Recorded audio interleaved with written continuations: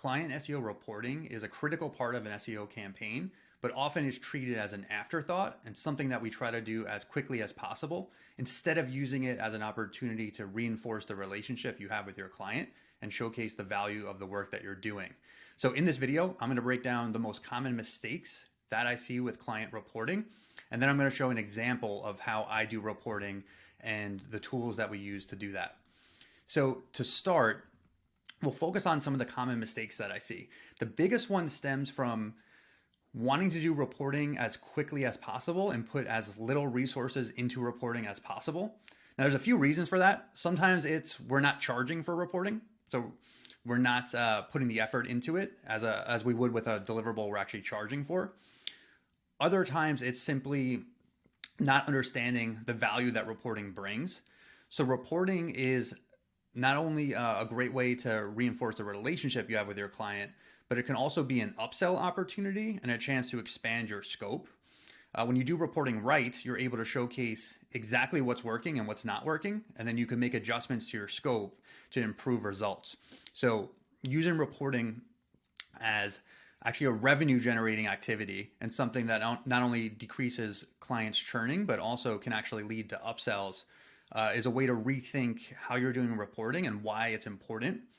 So based on that, one of the common things I see is just copying some of the template gallery Looker Studio reports. Now, some of these are okay as more of a dashboard for your internal team to kind of get a feel for what's happening. But oftentimes these reports are very hard to analyze and very hard for your client to understand what's happening if you don't customize it. So one of the things I like to do, and we'll use this Search Console template report as an example, is if you look at a report and in less than 5 seconds, you can't understand what's happening or what the insight is, then something needs to change. So what I like to do is quickly go to this Search Console report and try and get a feel for, okay, based on all this, what's happening? And then quickly we'll switch over to this one. So right away we can tell on this report, I have no idea what's happening. There's a ton of charts. This is breaking down data by day. It's hard to see the trends. I have to scroll through quickly to see what's happening here. On this one, I can clearly see, okay, traffic's going up. So that's the insight.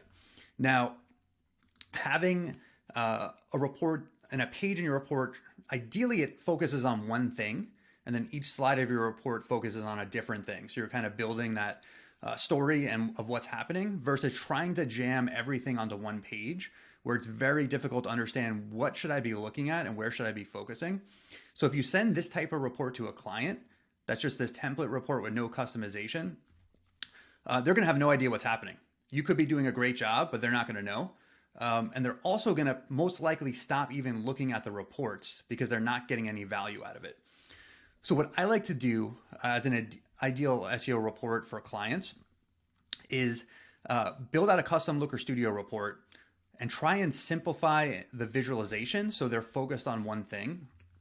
So there's a lot of structures we can use, and we have other videos on the channel on how to do more detailed SEO reporting. On this one, I just want to cover kind of some highlights. So I think the biggest thing with client reporting that can get skipped is insights. I think trying to automate too much sometimes can be a detriment, where now we're not giving any insights or analysis. We're just sending this automated dashboard that has a bunch of metrics and a bunch of data in it. But I think the key to reporting is automating the tedious parts, like the data pulling and the building the visualizations, but actually writing in your insights on what's happening and what should be done as a result of it can really improve your client's perception of the report. So some examples of kind of what we like to highlight in reports. One of them is actually making charts that are just focused on things you're doing. So in this one, this is a list of pages that we've optimized. So here we could see we were getting good traction. So we weren't getting any traffic to these pages. Then after optimizing them, this group here, we got up to about 400 clicks. And then since then, there's been a little bit of a decline. So recently we actually refreshed a few of these articles and took another look at them. And now we're starting to trend back up. So this is the kind of report that we could see, okay, things were working really well. Then what happened here to cause a decline? And we could change our strategy and then actually trying to get this back on track. You could also make a chart like this for new content that's being produced. So all the new content you produce, we can filter that and just show the traffic or conversions or whatever metric you want to see. So this It's a nice way to complement overall trends. So it's nice to show the overall trends of what's happening. And then if you can focus some of the pages of the report on exactly what you're doing, it's a lot easier to make the case that we need to do more of something, or we should actually shift out of it because it's not working and we can't get it to work. So we should pivot and do something else.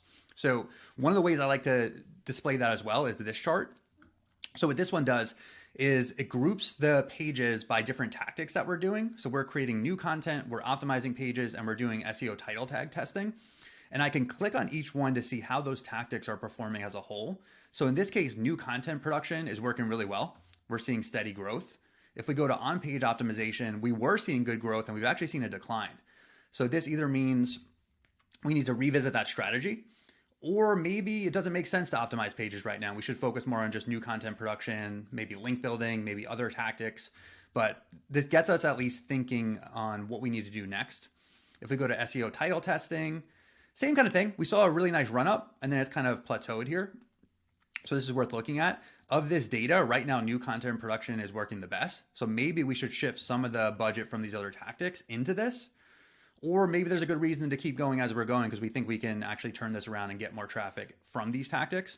But this at least starts to point the conversation into what we should do next and how we should adjust our strategy to continually see results. Link building is another category will be common to add to this. And then we could see the pages we're driving links to. Is that resulting in more traffic over time? Again, you could use other metrics besides just traffic. But this is how I like to really kind of hone in onto the work that we're doing. Another thing I like to do for client reports is a really nice feature of Looker Studio is being able to hide slides. So there might be some slides that you don't need the client to see every month, but you want to have access to so you can get some insight.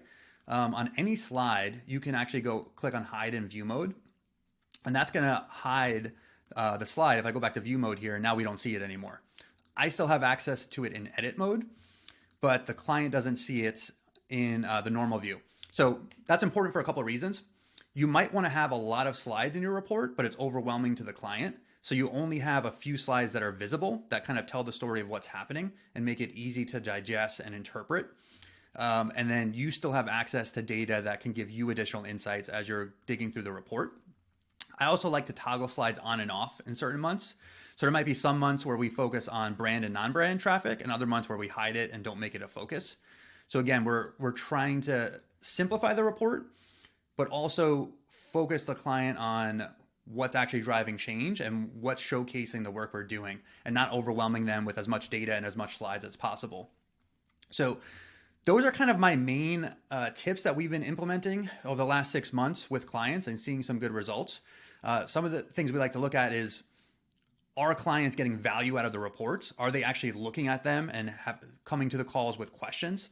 Those are kind of things that engagement with the report is one of the kind of main metrics we look at to know, is our reporting doing a good job? And is it actually working to make the relationship with the client stronger? Now, we're not gonna go too deep into upsells, but it is a nice way if you're doing like quarterly business reviews or any type of strategy there. A lot of times the reporting leading up to those calls, you're already showing certain tactics that are working. So when you go to that quarterly call and you're coming up with new strategy ideas, you have that based on data of what's actually working and what's not working. And then you could make your quarterly report show some of the tactics that are working and then make the case that you should either do more or less or adjust. And that's how you can kind of pivot and change your scope over time and end up doing more with the client or doing different things if what you're doing is not actually working. So that's it here. We're going to be giving away just a base template for Looker Studio that you can copy and just kind of start your client reporting with that. It's a template that has a lot of slides. So what I recommend is deleting the ones you don't think you're going to use, or at least hiding them so the report's not too overwhelming to your client. But you could use this as a starting point. Instead of starting with one of the free reports in the template gallery, you can start with one that's been tested and refined over time to have be simple enough, but also have enough impact to show what you're doing. So if you want that report, we'll be giving that away in the next newsletter.